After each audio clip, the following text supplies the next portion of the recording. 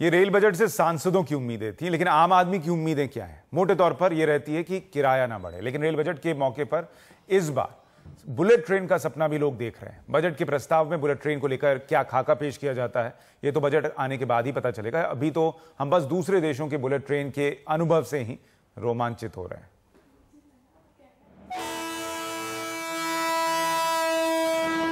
Rail budget को लेकर सबकी निगाह इस बात पर टिकी है कि इसमें बुलेट ट्रेन का ऐलान होता है या नहीं। बुलेट ट्रेन भारत के लिए बेशक नई बात हो, लेकिन कई दूसरे देश इस मामले में काफी आगे बढ़ चुके हैं।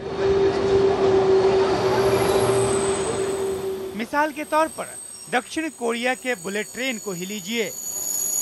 ये सियोल रेलवे स्टेशन है और यहाँ से बुलेट ट्रेन के जरिए हम ग्वांगझाऊ तक जाएंगे। ये बुलेट ट्रेन तकरीबन 300 किलोमीटर प्रति घंटे की रफ्तार से चलती है।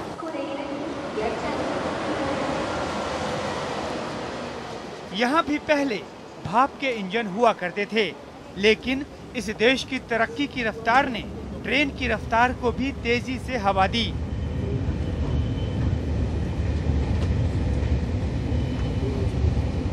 ट्रेन में लगे मॉनिटर ये बता रहे हैं कि अभी हम 300 किलोमीटर प्रति घंटे की रफ्तार से चल रहे हैं। नतीजा 300 किलोमीटर की दूरी आप बिना रुके महज 1 से 1.5 घंटे में कर सकते हैं।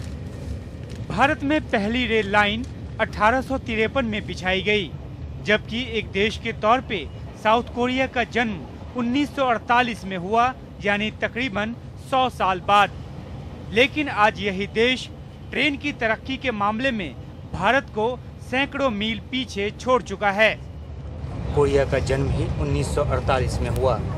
इसके बाद कोरिया ने जो तरक्की की है उसी का एक नमूना ये बुलेट ट्रेन है, जो 300 किलोमीटर प्रति घंटे की रफ्तार से चलती है और सियोल से ग्वांगझाऊ तक की दूरी जो कि 300 किलोमीटर से ज़्यादा है उसे 1.5 घंटे के अंदर ही पूरा कर देती है।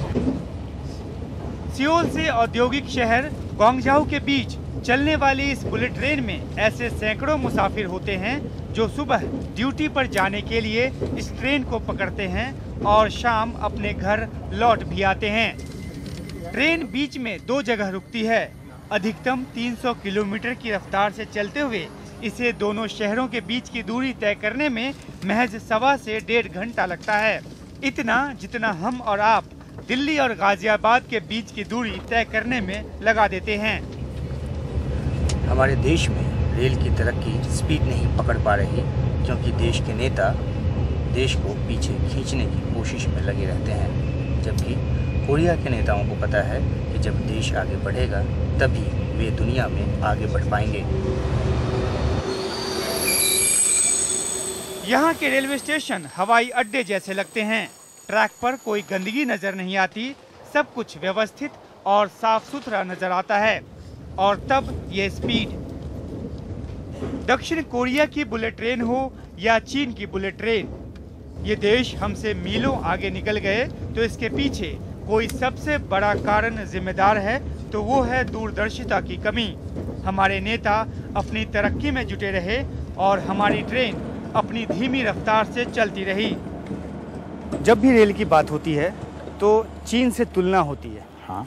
90 के दशक तक चीन के पास रेलवे के मामले में बहुत ज़्यादा कुछ नहीं था। रेल लाइनें इंडिया से कम हम लोगों से पीछे थी, स्पीड बहुत कम था। हाँ।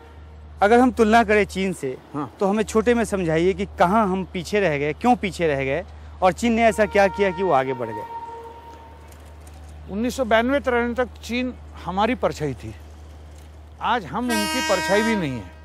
उसकी वजह है, एक उन्होंने ठान लिया कि हमें हर साल 2.5 से 3 हज़ार किलोमीटर नई लाइनें बिछानी है, इलेक्ट्रिफिकेशन करना है, मॉडर्नाइजेशन करना है, ताकि वर्ल्ड मार्केट में अगर हमको हमारा माल बेचना है तो transportation cost with in land हमारी सबसे कम हो, और सबसे कम रेल से ही हो सकती है।